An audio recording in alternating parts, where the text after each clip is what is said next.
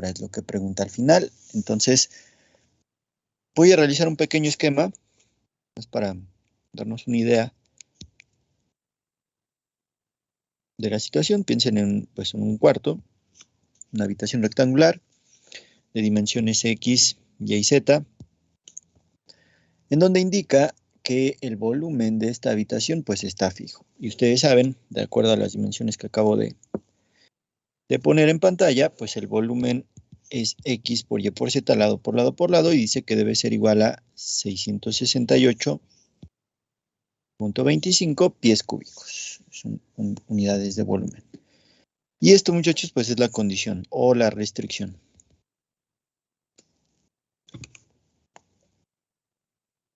Ahora hay que plantear la función a optimizar. En este caso, pues el enunciado se refiere al costo de pintura. Y para ello, pues hay que ir analizando cuál es el costo de pintura primero por pared. Vean, si yo sombreo la pared frontal, díganme de qué área se trata, de acuerdo a las dimensiones de la figura que yo pongo en pantalla. ¿A qué área corresponde eso que sombreé en rojo? A X. ¿Cómo es el área, muchachos? Es un rectángulo, ¿no? ¿De qué dimensiones? De XY. XZ, muchachos. Levanta en Z esa pared y tiene pues largo X. Entonces el área de esa región es XZ. El costo que represente de pintura esa pared pues será de 0.06 por esa pared de XZ, porque el costo es por unidad de área. Entonces, si se conoce la cantidad de área y se sabe el costo de pintura, 0.06 de XZ. Sin embargo, no es la única pared de esa área. La pared del fondo también tiene área XZ, pero que es evidente para todos. Entonces, el costo de esas dos paredes será 0.06 por 2 veces XZ. De la misma manera, pues podemos ahora analizar el costo ahora por las paredes laterales, de acuerdo a las dimensiones que yo puse, y estoy sombreando ahora la pared lateral derecha. Díganme a qué área corresponde, perdón, esa área. A YZ. YZ, y de manera equivalente, así como está esa pared lateral derecha, está la pared lateral izquierda, la que está oculta. Entonces aquí debo agregar pues costo más 2 veces las paredes YZ. Y también tienen el mismo costo de 0.06. Ya tengo entonces registrado el costo que representa pintar esas paredes de acuerdo al esquema. Sin embargo, me falta ahora considerar el costo de la pintura en el techo, que dice que ese va a representar otro costo, la parte de arriba. ¿Qué área representa el techo, muchachos, de acuerdo a la figura? XY. XY. Entonces debo agregar aquí a costos más 0.11 XY. Y ese es el costo de la parte superior del techo. Esto que acabamos de escribir en pantalla, pues representa la función costos. Yo la voy a etiquetar con C mayúscula, que es la suma de los costos de pintura en paredes más la pintura en techo. Y como pueden observar, toda esta expresión pues depende de 3 variables, X, Y y Z.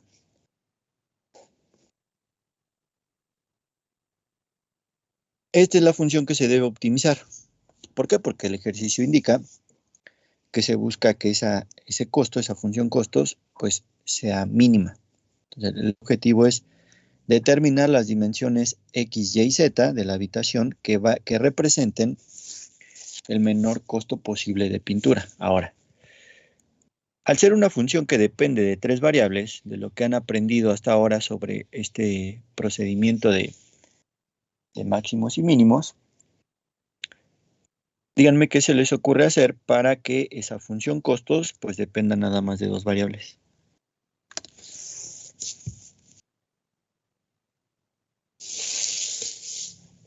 Tiene que despejar Z de la condición. Y luego, Y pues bueno, el valor que te salga al despejar z, lo sustituyes en la función optimizar. Perfecto. Esa es la lógica que hay que seguir. Despejar a z de la ecuación condición y sustituirla en la función costos. Y de esa manera se va a conseguir que esa función costos dependa ya nada más de las variables x y y. Y el proceso que sigue ya lo conocen. Derivar parcialmente en x y en y, igualar a 0 para...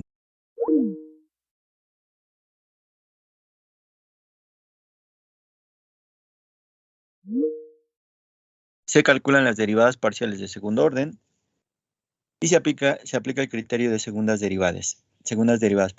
Como el ejercicio pide un mínimo, díganme qué debe ocurrir con los signos del determinante, que en este caso será cxx, cyy, menos cxy al cuadrado. ¿Qué ocurrirá con el signo de ese determinante y con el signo de cxx si es que se busca un mínimo?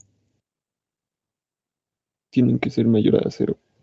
Que ambos deben ser mayor a 0. Esta cuenta debe ser positiva y también esta cuenta cxx debe ser positiva. Y eso garantiza entonces que se encuentre un mínimo. Una vez que ustedes garanticen eso, van a decirme pues cuáles son las dimensiones x, y, z que representan ese mínimo.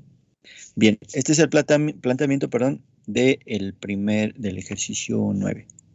¿Fui claro? Sí, profe. Sí. Evidentemente, pues esto les va a quedar de tarea para la clase de mañana. Bien, ¿puedo borrar ya estas notas para plantear el siguiente ejercicio?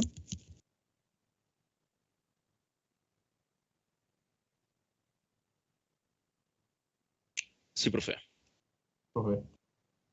Perfecto. Segunda situación, le doy lectura. Dice el volumen máximo. El material para construir la base de una caja abierta cuesta 1.5 veces más por unidad de área que el material para construir los lados. Entonces, piensen, es una situación pues relativamente similar a la que acabamos de analizar, porque otra vez se trata de una figura rectangular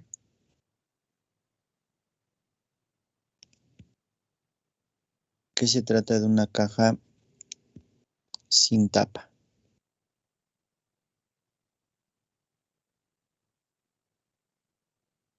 Bueno, más o menos, no tiene tapa esa caja. Y dice que el costo del material de la base es 1.5 veces más por unidad de área que el material para construir los lados.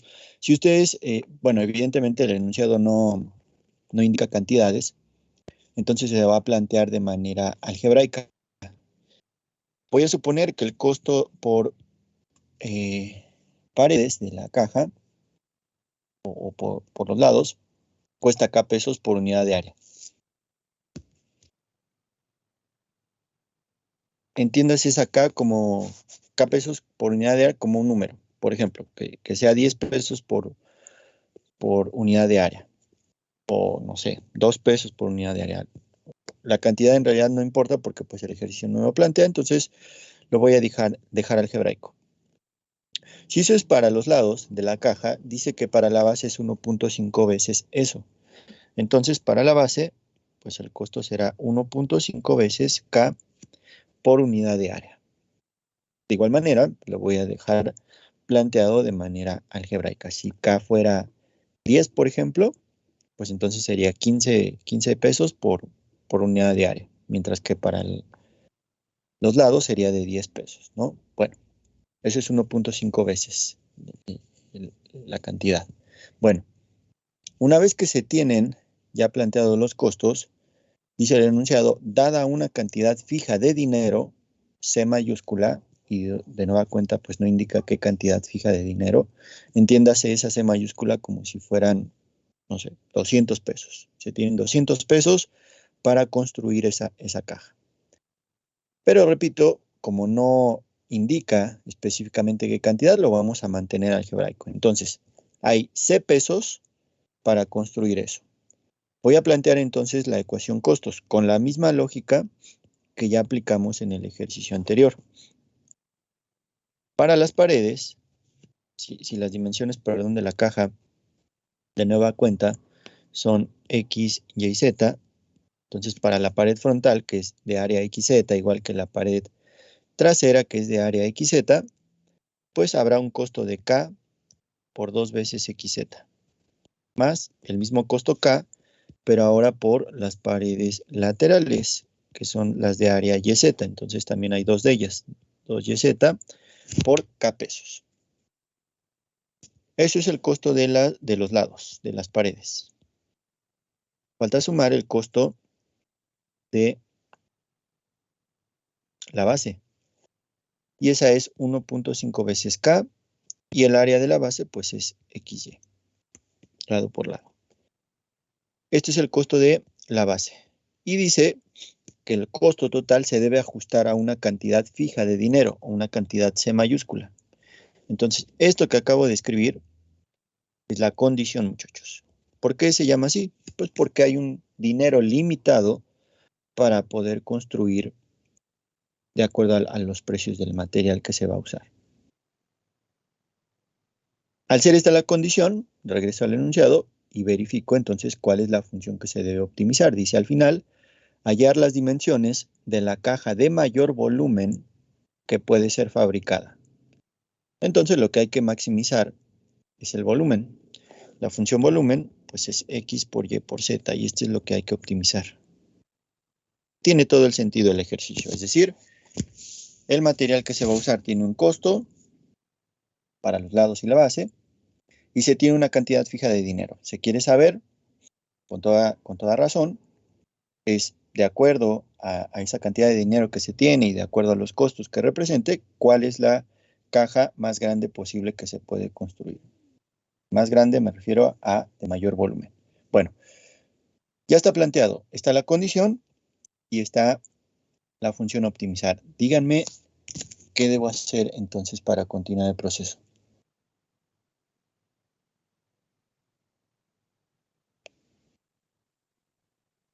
O bueno, ¿quién me dice?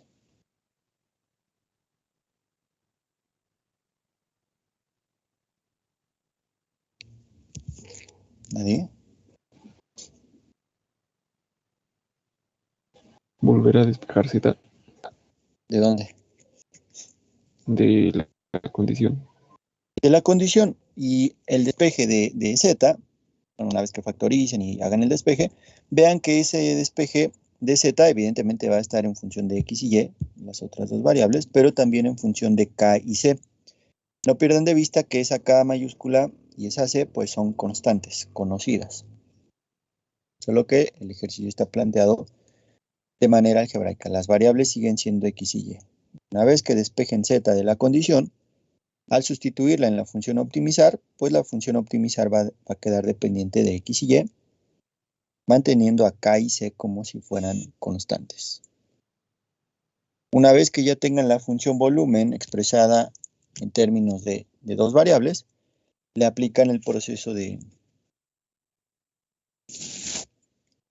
extremos, el proceso de segundas derivadas parciales, es decir, primero van a calcular Bx, después By, van a igualar a 0, de aquí van a extraer los puntos críticos, aplican el criterio de segundas derivadas parciales, el determinante será Bxx, By, menos Bxy al cuadrado.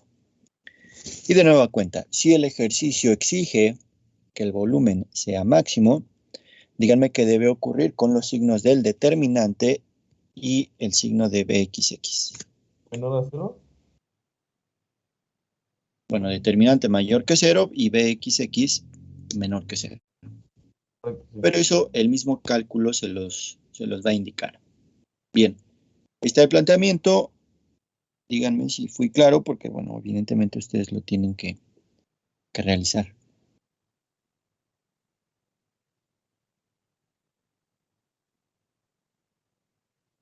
Contéstenme para saber si sí o no. Sí, profesor, sí.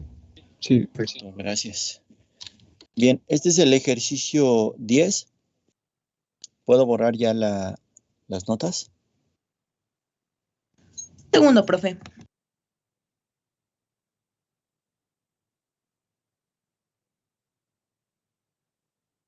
Sí, gusta ya.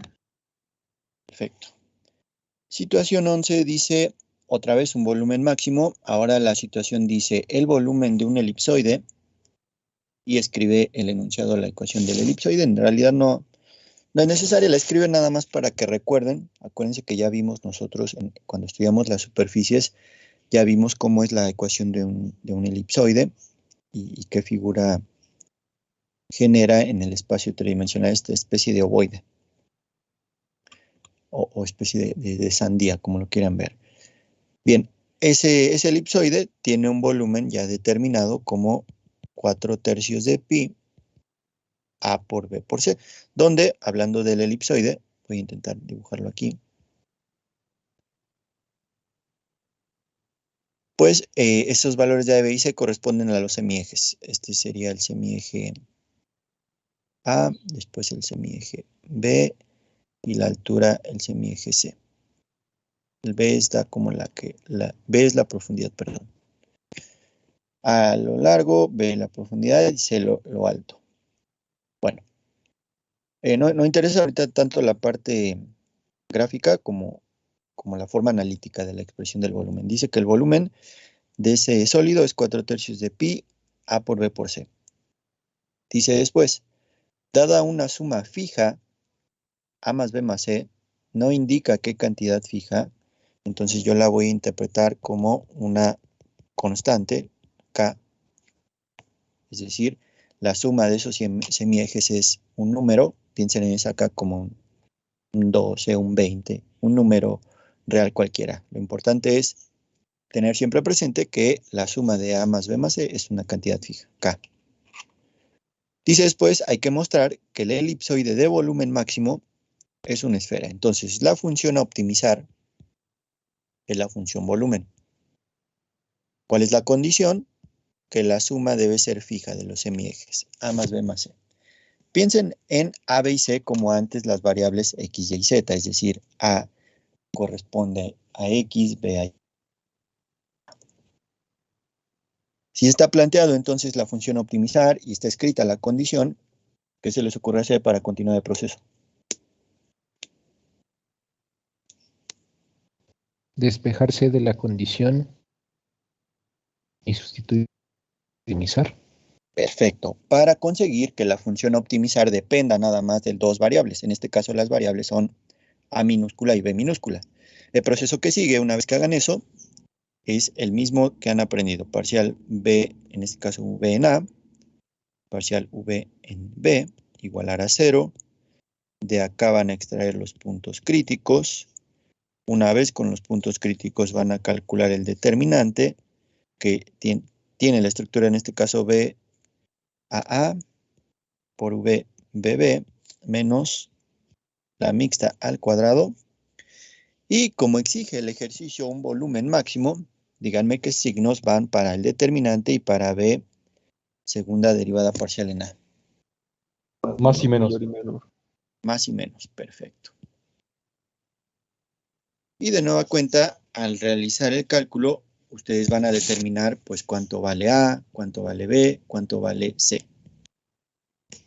Evidentemente, para saber cuánto vale C, pues tienen que saber cuánto vale A y B, y van a quedar en función de esa constante K.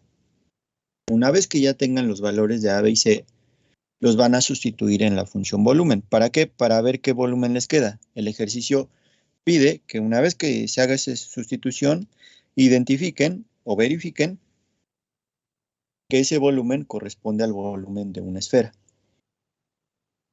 ¿Recuerdan cuál es el volumen de una esfera de lo que saben de geometría básica?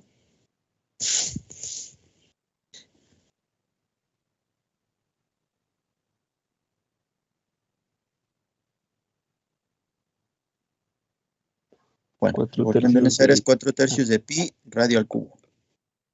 Pero repito, eso lo van a verificar una vez que realicen el cálculo.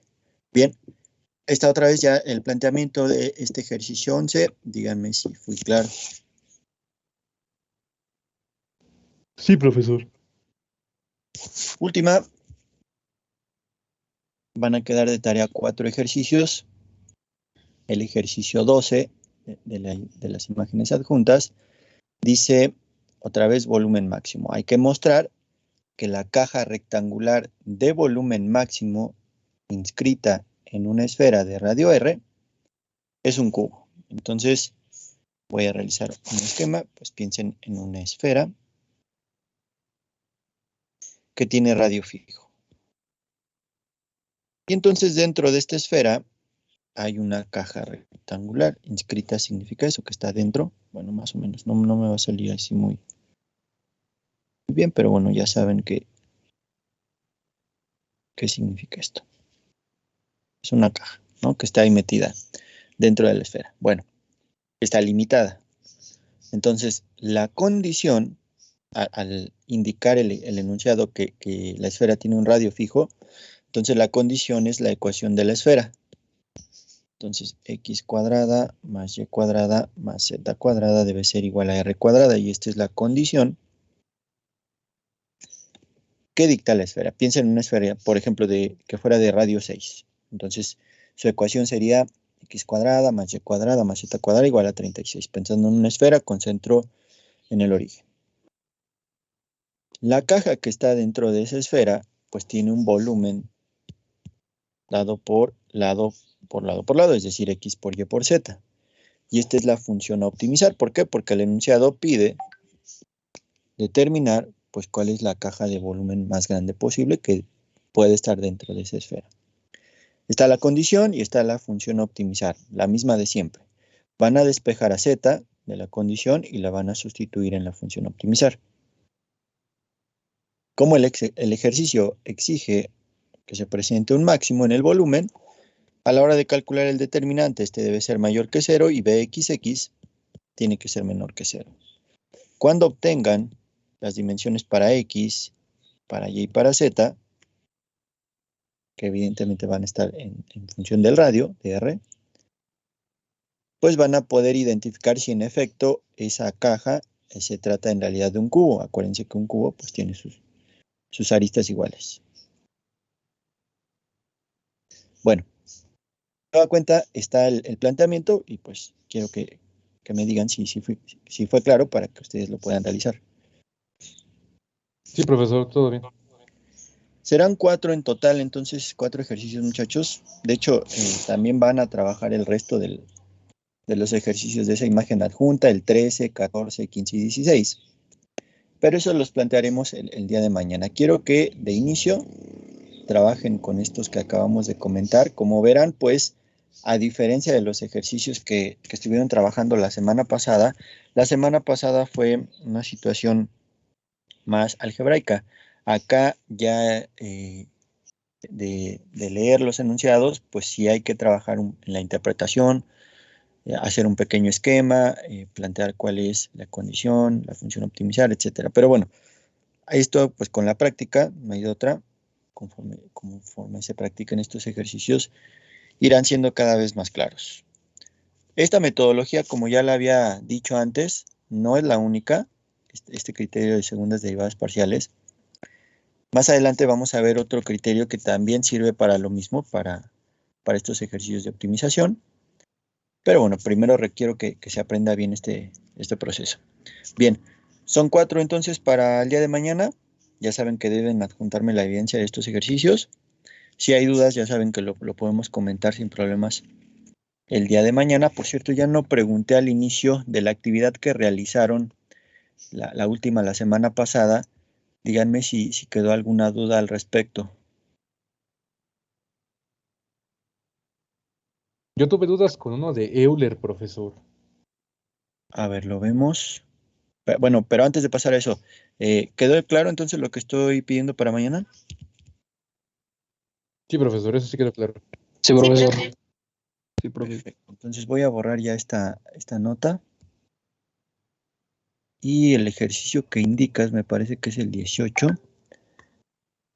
Bueno, el número de ejercicios que dejé, que fueron 4, pedía encontrar los extremos relativos de la función indicada. Entonces, voy a borrar ya estas notas, me parece que ya lo tienen. Y el ejercicio 18 al que se refiere su compañero es la función...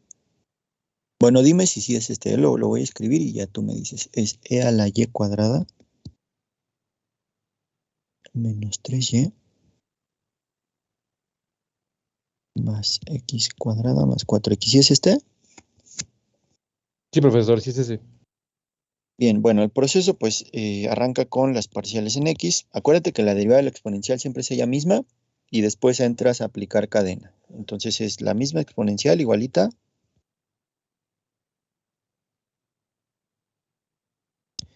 Y ahora por cadena, pues la derivada del argumento o de lo de arriba de la exponencial. Como es con respecto a x, pues es 2x más 4. Para la parcial en y, pues es equivalente. Otra vez es la misma exponencial. Por regla de la cadena, la derivada del argumento con respecto a y es 2y menos 3. Debes igualar a 0 estas parciales, porque así se encuentran los puntos críticos. Y recordar que siempre una exponencial, independientemente de su argumento, solo es 0 cuando va a menos infinito. Acuérdate cómo es siempre la estructura de una exponencial. Si hicieras aquí la gráfica, voy a hacer aquí un pequeño esquema. La exponencial siempre se ve así, es una función creciente. ¿Cuándo se vuelve 0? Pues solo cuando vas hacia menos infinito, para una exponencial positiva. Y como aquí, pues no estamos en un proceso de límite al menos infinito, pues lo que debe ser 0 es los paréntesis nada más. Porque la exponencial, repito, no puede ser 0, y si lo es a través nada más de un proceso límite. Como no es este el caso, pues lo que es 0 es 2x más 4 y 2y menos 3. Y de aquí pues ya se desprende de la primera, pues que x es menos 4 entre 2, que es menos 2. Y que y es 3 entre 2, que es 3 medios. Entonces la pareja punto crítico solo es una, es menos 2,3 medios. Y bueno, una vez que ya tienes el punto crítico, pues espero que sea evidente o sea claro el proceso que sigue. Dime si es así. Sí, profesor, ya está más claro, muchas gracias.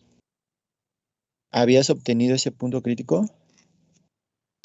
No, de hecho me paré en f de x y en f de y. De ahí después ya no supe qué más hacer.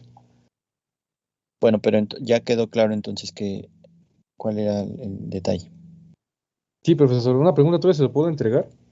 Sí, nada más, una cosa más. Cuando calcules las segundas derivadas parciales, fxx, por ejemplo, pues no te olvides que debes aplicar la regla del producto. ¿Por qué? Porque tienes la exponencial que depende de x a través de su argumento y tienes el otro paréntesis que es 2x más 4 que también depende de x. Entonces debes desarrollar la derivada xx aplicando la regla del producto. Igual para y y bueno, para la mixta no es necesario, pero sí para esas dos derivadas parciales. ¿Bien con esto? Sí, Sí, sí, profesor, todo profesor. bien. Sí, ya nada Pero más yo es, tengo, sí, lo de u por v y... Ok, ¿Perdón? muchas gracias.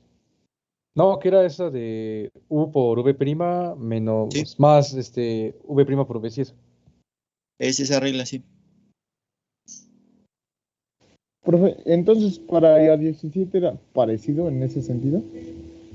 Para la 17, sí, en efecto, porque aparece de entrada en la función original, pues ya aparece un producto, porque dice x, e a la x, ahí está un producto entre dos funciones que dependen de x y seno de y. Entonces, cuando escribiste la parcial en x, debiste haber aplicado la regla del producto. A ver, ¿puedo borrar estas notas que puse para el ejercicio 18? Sí, profesora. Fíjense, para el caso del 17, la función que corresponde dice x, e a la x, seno de y. Entonces, para calcular la parcial en x, lo que le decía a su compañero, pues hay un producto aquí entre x y la exponencial. Y bueno, seno de y lo pueden mantener como una constante, pero para derivar x por e a la x va el producto, que es derivada de la primera, que es 1, por la exponencial, más ahora dejan la primera y derivan la segunda, que es la exponencial misma. Y repito, se mantiene seno de y porque para efectos de esa derivada parcial funciona como una constante. Si factorizan en este caso, pues es e a la x seno de y por 1 más x. Y esto es lo que debe ser 0. Bueno, de una vez la parcial en y la escribo. Esa no es necesario aplicar regla del producto. Esta viene x a la x coseno de y. Y también debe ser 0. Ahora, como deben resolver este sistema de ecuaciones igual a 0, no pierdan de vista lo que les dije de la exponencial. En una ecuación, la exponencial solo puede ser 0 bajo el proceso límite. Entonces, esa queda descartada. ¿Por qué? Porque no estamos en un proceso límite. Entonces, por ejemplo, para la primera ecuación, tienen dos posibilidades. O que seno de y sea 0, porque eso sí puede ocurrir, o que 1 más x sea 0. Y de manera equivalente para la otra ecuación. Las posibilidades para cumplirla es que x sea 0 o que coseno de y sea 0. Son las únicas dos posibilidades. Otra vez la exponencial queda descartada. De lo que saben de trigonometría. ¿Para qué valores dentro de un periodo? Ya sé que la función seno y coseno son periódicas, pero ¿qué valores recuerdan bajo los cuales la función seno de y es 0? ¿Para qué valores de y?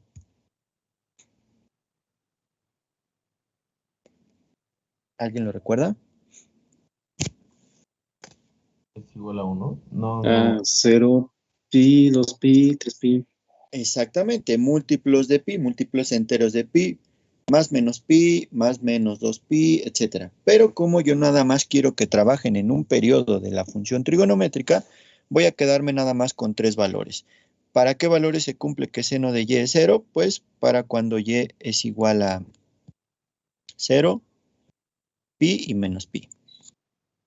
Con esos valores se garantiza que se cumple esta ecuación. Sin embargo, no es la única posibilidad. Voy ahora al paréntesis. ¿Para qué valor x se cumple que 1 más x es 0?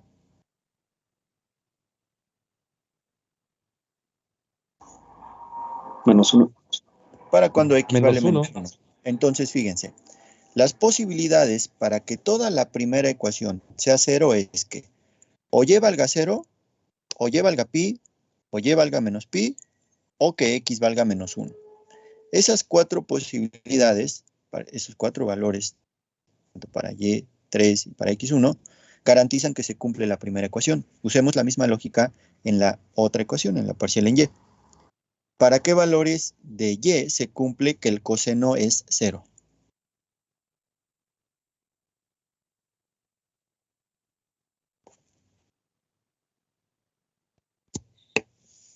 Pi medios, ¿no? Pi medios y menos pi medios. Hablando otra vez nada más en un periodo. Ya sé que para múltiplos de un medio de pi, pues también sería 0. Por ejemplo, para 3 pi medios, más menos 5 pi medios, más menos 7 pi medios, etc. Todos los múltiplos de un medio de pi, pues garantizan que el coseno es 0. Pero nos vamos a quedar, repito, nada más dentro de un periodo de la función. Última, ¿para qué valor de x se cumple esa segunda ecuación? Para que sea 0. Cuando x vale ¿qué?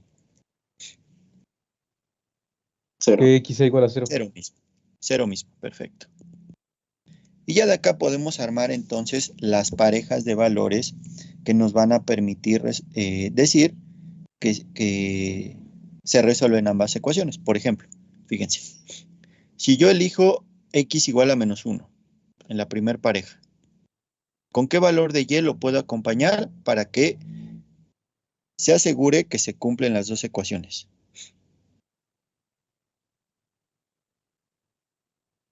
Menos 1, ¿qué?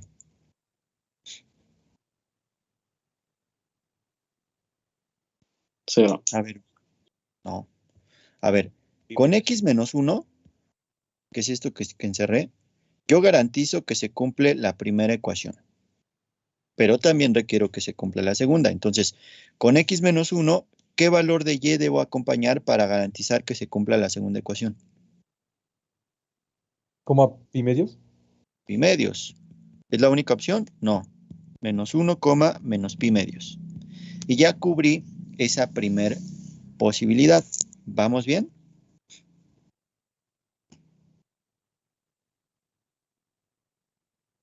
Sí, profe. Bueno, espero que sí.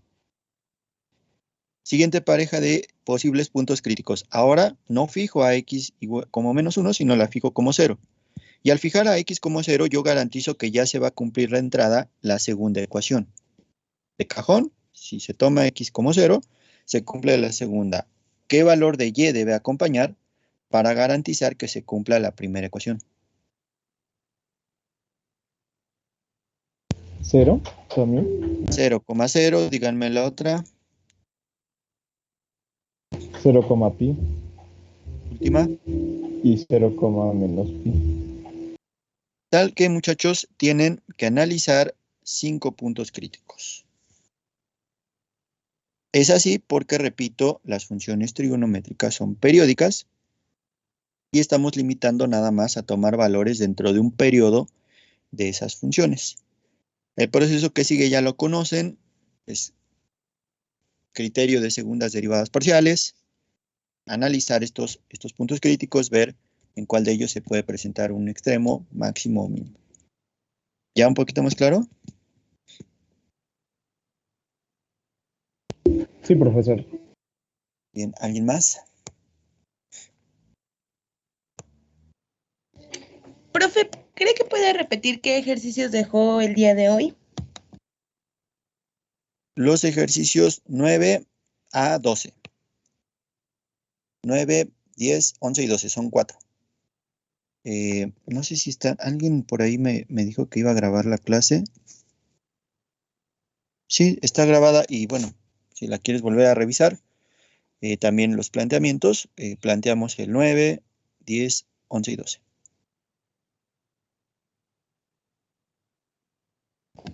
Gracias, profe. ¿No de qué? ¿Alguien más?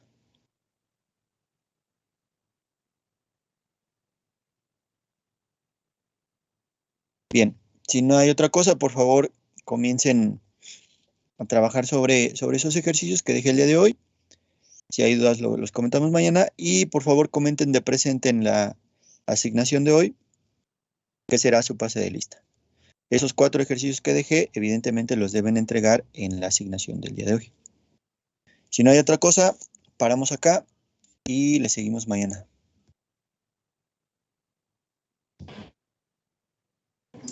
Profe, muchas gracias. Mañana, profe. Nos vemos mañana, profesor. Excelente tarde.